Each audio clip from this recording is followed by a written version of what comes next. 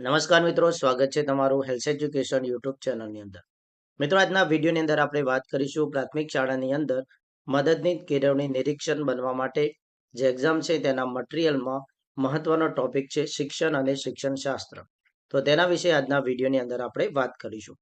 એ પહેલા જો તમે મારી યુટ્યુબ ચેનલને હજુ સુધી સબસ્ક્રાઇબ ન કરેલી હોય તો નીચે બેલ આઇકન બટનને ઓલ પ્રેસ કરી ચેનલને સબસ્ક્રાઇબ કરી લો, જેથી તમને મદદની કેળવણી નિરીક્ષણ ટેસ્ટને લગતા તમામ પ્રશ્નોના સોલ્યુશન વિડીયો મળતા રહે. તો ચાલો મિત્રો વિડીયોની શરૂઆત કરીએ. તો મિત્રો, વાત કરીશું આજના વિડીયોની અંદર પેડાગોજી શાબ્દિક અર્થ, જે શિક્ષણ અને શિક્ષણ શાસ્ત્રને લગતા વિભાગના પ્રશ્નો રહેશે. તો પેડાગોજી એટલે શિક્ષણની કળા, વ્યવહાર કે વ્યવસાય અધ્યયન અને અધ્યાપનના નિયમો અને વિડીયોનો પદ્ધતિસરનો અભ્યાસ. ટૂંકમાં, અધ્યયન અને અધ્યાપનનો વૈજ્ઞાનિક દ્રષ્ટિકોણથી અભ્યાસ કરતું શાસ્ત્ર એટલે પેડાગોજી.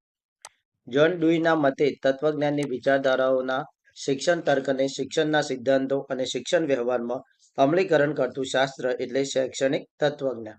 તત્વજ્ઞાનની શાખાઓની વાત કરીશું તો મિત્રો, તત્વ મીમાંસા અને મૂલ્ય મીમાંસા આવશે.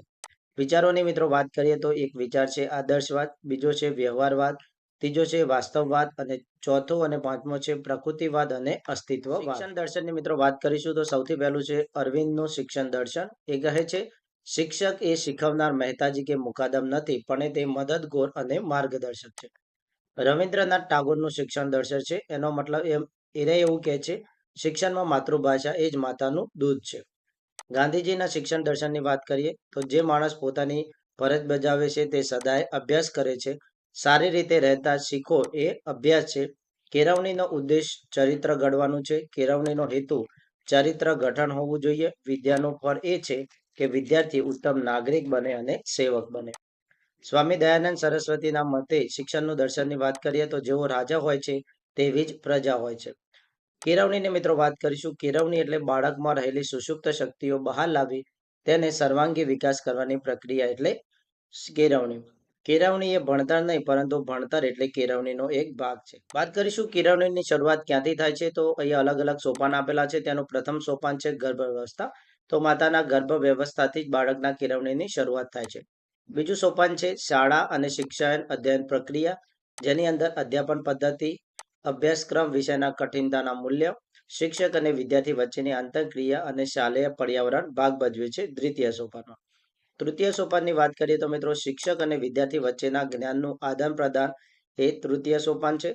ચતુર્થ સોપાનની વાત કરીએ તો ફલશ્રુતિ એટલે કે નિપજ, અપેક્ષિત સમાજનું નિર્માણ, વિદ્યાર્થીઓનો વિકાસ અને ભાવિ નાગરિકોને રાષ્ટ્રનું ઘડતર. કેળવણીના ધ્યેયોની વાત કરીશું તો બે પ્રકારના ધ્યેયો છે, વ્યક્તિગત ધ્યેયો અને સામાજિક ધ્યેયો. બુનિયાદી શિક્ષણ એટલે સરળ ભાષામાં પાયાનું શિક્ષણ. બુનિયાદી શિક્ષણનો મનોવૈજ્ઞાનિક દ્રષ્ટિકોણ વાત કરીએ તો અહીં વિદ્યાર્થી સમગ્ર પ્રક્રિયાની અંદર કેન્દ્રમાં રહે છે. કેટલાક શિક્ષણના પંચોની વાત કરી લઈએ મિત્રો, તો રાધાકૃષ્ણ પંચ જે 1948 થી 49 ની અંદર અસ્તિત્વમાં આવ્યું.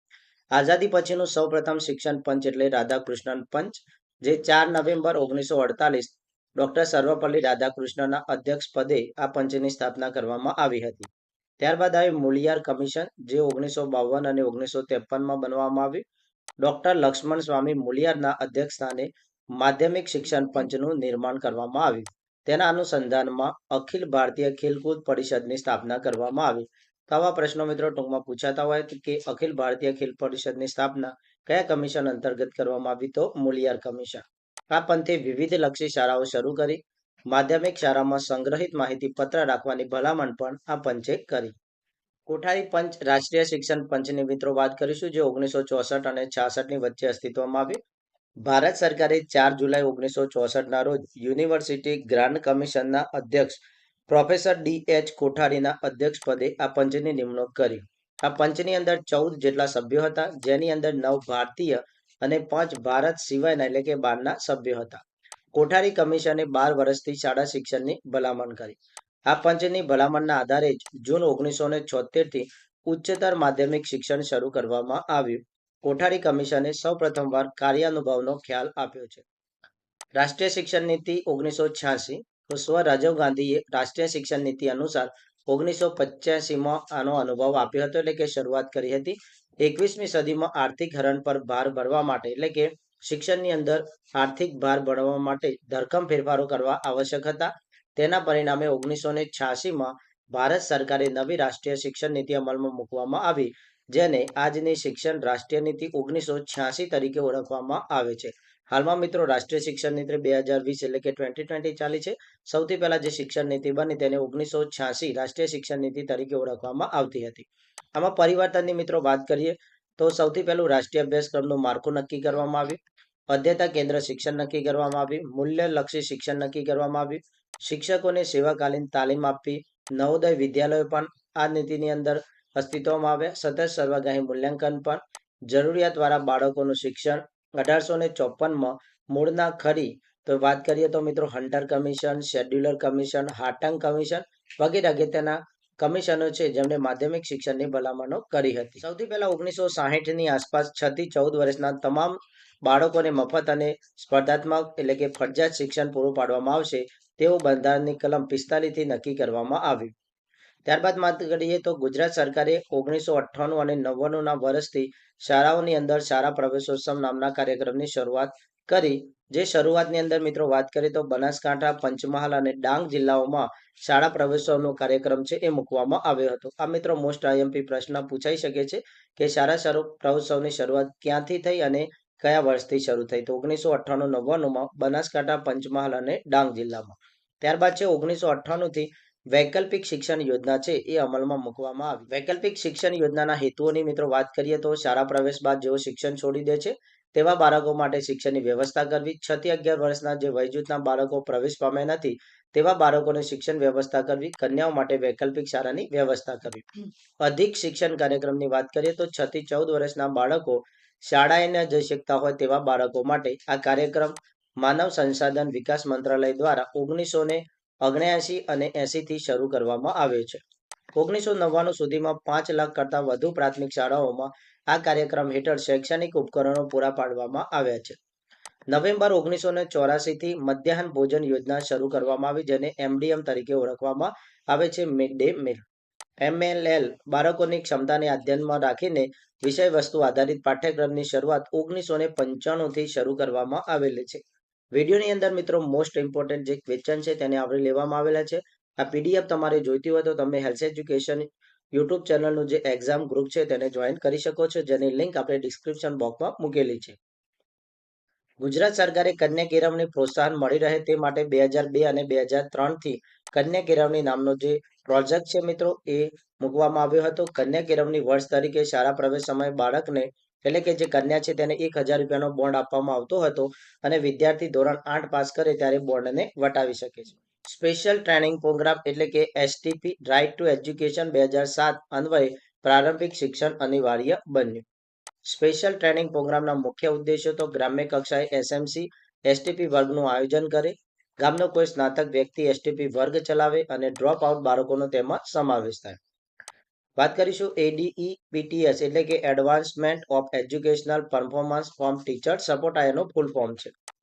શિક્ષકોના વલણ ઘડતર માટેનો કાર્યક્રમ એટલે એડાપ્ટ કાર્યક્રમ, જે 5 સપ્ટેમ્બર 2007 થી ગુજરાતના 500 શાળાઓમાં કાર્યક્રમ છે એ શરૂ કરવામાં આવ્યો હતો. એડેપ્ટ કાર્યક્રમ અંતર્ગત નીચેની પ્રવૃત્તિઓ કરવામાં આવી છે. સૌથી પહેલા છે આજનો ગુલાબ, જે આજની દરેક શાળાઓમાં ઉજવવામાં આવે છે. આજનો દીપક, રામહાટની પ્રવૃત્તિ, પ્રતિભા શોધની પ્રવૃત્તિ, અક્ષય પાત્ર, ક્ષેત્રીય મુલાકાત, યુનિટ ટેસ્ટની પ્રવૃત્તિ, સ્ટુડન્ટ પ્રોફાઇલ, સ્ટુડન્ટ પોર્ટફોલિયો, શિક્ષક બેઠક, ડિસ્પ્લે બોર્ડ અને સહ અભ્યાસિક પ્રવૃત્તિઓ, ખોયા પાયા, સ્કૂલ મેનેજમેન્ટ કમિટી SMC એટલે કે શાળા વ્યવસ્થાપન સમિતિ. 2009ના શિક્ષણના અધિકાર કાયદામાં SMCની રચના કરવામાં આવેલી હતી. તો યાદ રાખજો મિત્રો, 2009ના શિક્ષણના અધિકાર જે કાયદો છે તેના અંતર્ગત SMC એટલે સ્કૂલ મેનેજમેન્ટ સમિતિની રચના કરવામાં આવી હતી. SMCની વાત કરીએ તો 75% છે તેમાં પ્રતિનિધિત્વ વાલીઓનું હોય છે, જ્યારે 25% છે એ સ્થાનિક કક્ષાના હોય છે. એટલે કે 7 સભ્ય એની અંદર બાળકોના વાલીઓ હોય છે, 25 સભ્ય સ્થાનિક કક્ષાના હોય છે, જેમાં 1 સભ્ય શિક્ષણવિદ, સ્થાનિક કડીઓ અને શિક્ષણ વેદ હોય છે. SMCની બેઠક છે દર મહિને બોલાવવામાં આવે છે. દર 2 વર્ષે તેની પુનઃરચના કરવામાં આવેલી છે. ત્યારબાદ વાત કરીએ ગુજરાતમાં ગરીબી રેખા નીચે આવતી કન્યાઓ માટે સર્વ શિક્ષા અભિયાન અંતર્ગત KGBV એટલે કે કસ્તુરબા ગાંધી બાલિકા વિદ્યાલયની સ્થાપના કરવામાં આવેલી છે. કસ્તુરબા ગાંધી બાલિકા વિદ્યાલયની સંચાલન છે તે તાલુકામાં BRC દ્વારા થાય છે. જિલ્લાઓમાં આવેલી શાળાઓનું સંચાલન DPO દ્વારા થતું હોય છે. NPEGEL national programme for education of girls at elementary level. આનું ફૂલ ફોર્મ છે ગુજરાતમાં પછાત તાલુકાઓમાં કન્યા શિક્ષણ અને વેગ આપવા માટે સર્વ શિક્ષા હેઠળ આ કાર્યક્રમ શરૂ કરવામાં આવેલો છે. વિકલાંગ બાળકો માટેનું સંકલિત શિક્ષણ એજ્યુકેશન ફોર ડિસેબલ્ડ ભારતમાં વિકલાંગ ધારો 1995માં અમલમાં આવે છે. તેના અનુસંધાને વિકલાંગ બાળકો માટે શિક્ષણ એજ્યુકેશન ફોર ડિસેબલ્ડ શરૂ કરવામાં આવેલું છે. માનવ સંસાધન વિકાસ મંત્રાલય એટલે કે MHRD માનવ સંસાધન વિકાસ મંત્રાલયની કામગીરી કેન્દ્રના કેબિનેટ કક્ષાના મંત્રી સંભાળે છે. રાષ્ટ્રીય શૈક્ષણિક સંશોધન અને તાલીમ પરિષદ એટલે કે NCERTC. NCERTના મુખ્ય અધ્યક્ષ તરીકેની કામગીરી કેન્દ્રના માનવ સંસાધન વિકાસ મંત્રાલયના પ્રધાન સંભાળે છે. NCERTની સ્થાપના 1/7/1961ના રોજ દિલ્હી ખાતે કરવામાં આવેલી હતી. NCERTનું મુખ્ય મથક દિલ્હી ખાતે આવેલું છે. રાષ્ટ્રીય શિક્ષક પ્રશિક્ષણ સંસ્થા NCTEની સ્થાપના 1993માં કરવામાં આવેલી છે. સમગ્ર દેશમાં શિક્ષક પદ્ધતિમાં એટલે કે પ્રશિક્ષણ પદ્ધતિમાં એક સૂત્રતા જળવાય તેના માટે આની સ્થાપના કરવામાં આવેલી છે. શિક્ષણ પ્રશિક્ષણની સંસ્થાઓ માટે અભ્યાસક્રમ માટેનો સમયગાળો, વિષયવસ્તુ અને પદ્ધતિઓ નક્કી કરવાનું કામ NCTEનું છે. ગુજરાત શૈક્ષણિક સંશોધન અને તાલીમ પરિષદ એટલે કે GCRTC 1962માં state institute of education SIE નામની સંસ્થા અમદાવાદમાં શરૂ થઈ, જેને 1988માં GCRTના નામે રૂપાંતર કરવામાં આવેલી છે. એટલે કે GCRT પહેલા SEE નામથી ઓળખાતી હતી.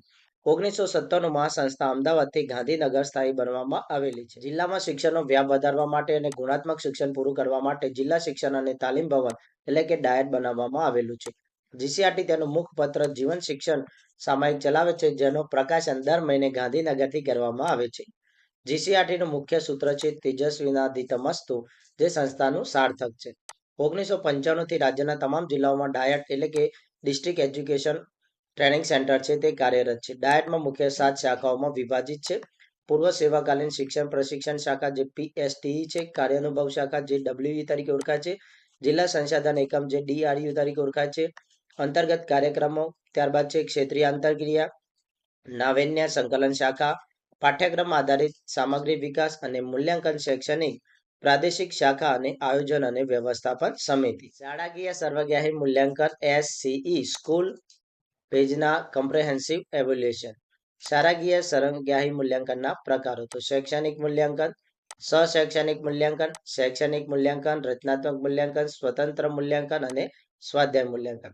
ગુજરાતમાં હાલમાં ધોરણ 1-2માં પ્રત્યતા ગ્રેડિંગ પદ્ધતિ છે અને ગુજરાત 3-6માં ગુણને ગ્રેડમાં રૂપાંતરિત કરવામાં આવે છે. રચનાત્મક મૂલ્યાંકન જે પત્રક A તરીકે ઓળખવામાં આવે છે, જેમાં 40 ગુણમાંથી સિદ્ધ કરેલી ક્ષમતાઓના આધારે ગુણ આપવામાં આવે છે. પત્રક B જેને વ્યક્તિત્વ વિકાસ પત્રક તરીકે ઓળખવામાં આવે છે. આ પત્રકમાં 40 વિધાનો હોય છે. દરેકના 5 ગુણ હોય છે, જેમાંથી 9 વિધાનો શિક્ષકે જાતે નક્કી કરવાના હોય છે. ત્યારબાદ છે પત્રક C પરિણામ પત્રક, જે સત્રના અંતે ભરવાનું હોય છે. ધોરણ 8ની અંદર પરિણામ પત્રકમાં ગુણ અને ગ્રેડ બંને આપવાના હોય છે. શાળાકીય પત્રકોની વાત કરીશું મિત્રો, તો કાયમી રાખવાના પત્રકો જે ડેસ્કટોપ રજિસ્ટર, હુકમ વહીપત્રક છે, મુલાકાત પોથી છે, શિષ્યવૃત્તિ પત્રક છે. 35 વર્ષ સુધી સાચવી રાખવાના પત્રકો છે, જેની અંદર શાળા છોડ્યા પ્રમાણપત્રની ફાઇલ છે, વાલી સ્લીપ છે, શાળા રોજમેર, વાઉચર, ચલન પોચ, સિક્કા રજિસ્ટર અને પરિણામ પત્રકો. 10 વર્ષ સુધી રાખવાના પત્રકો છે, જેમાં નિરીક્ષક અધિકારીની સૂચના પોથી, શાળા છોડ્યા બાબતના દાખલાની ફાઇલ. 5 વર્ષ સુધી રાખવાના પત્રકો છે, જેની અંદર વિદ્યાર્થી દૈનિક હાજરી પત્રક છે, શૈક્ષિક દૈનિક હાજરી પત્રક છે, પરીક્ષા ફાઇલ છે, પાવતી બુક છે, માસિક પત્ર છે, ફાઇલ સ્થાનિક વેરા પાવતી છે, મકાન રિપેરિંગ ફાઇલ છે, વાર્ષિક અહેવાલ ફાઇલ છે, મોમેન્ટ રજિસ્ટ્રેશન છે, અભ્યાસક્રમ આયોજન છે, વાલી સંપર્ક રજિસ્ટર છે, પાઠ્યપુસ્તક વિતરણ ફાઇલ છે અને વિદ્યાર્થીઓની ઉત્તર વહીઓ. આ 5 વર્ષ સુધી સાચવી રાખવાનું હોય છે. તો મિત્રો, આજના વિડીયોની અંદર આપણે વાત કરી મદદનીશ કેળવણી નિરીક્ષક અંતર્ગત શિક્ષણ અને શિક્ષણ શાસ્ત્રના કેટલાક પ્રશ્નો વિશે. જો તમે મારી YouTube ચેનલને હજુ સુધી સબસ્ક્રાઇબ ન કરેલી હોય તો નીચે બેલ આઇકન બટનને ઓલ પ્રેસ કરી ચેનલને સબસ્ક્રાઇબ કરી લો, એટલે તમને આવા ઉપયોગી વિડીયોની નોટિફિકેશન મળી જાય.